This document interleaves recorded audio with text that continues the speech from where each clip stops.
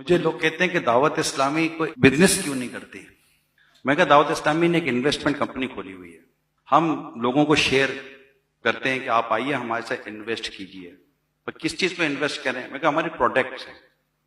حافظ، عالم، مفتی، مسجد، مدرسہ، جامعہ، مدرسۃ المدینہ، جامعۃ المدینہ، میڈیا، اصلاح امت اور اس طرح ہماری پروڈکٹس ہیں. آپ انویسٹ کریں.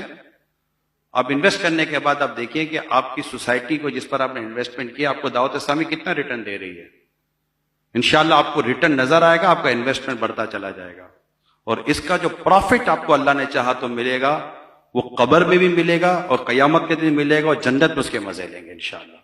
یہ ایک ایسا لطف ہے، ایک ایسا فائدہ ہے اور ایک ایسا مزہ ہے کہ جس کو اللہ پاک اس کی لذت عطا کر دے، وہ عطا کر دے کہ وہ دیکھتا رہے اور مزے کرتا رہے کہ یار یہ عالم، یہ آپ، کیونکہ یہ ریلیجیس ریکوائرمنٹ جو ہماری ہے نا وہ بہت ضروری ہے. وہ دعوت اسلامی ہماری، آپ جہاں جس علاقے میں بھی جائیں گے آپ کو مسجد چاہیے، قاری چاہیے، امام چاہیے، عالم چاہیے. ریلیجیس جہاں بھی مسلمان، امریکہ میں رہے، پاکستان میں رہے، ہر جگہ پر ایک مسلمان فیملی کی ریلیجیس ریکوائرمنٹ ضرور ہوتی ہے.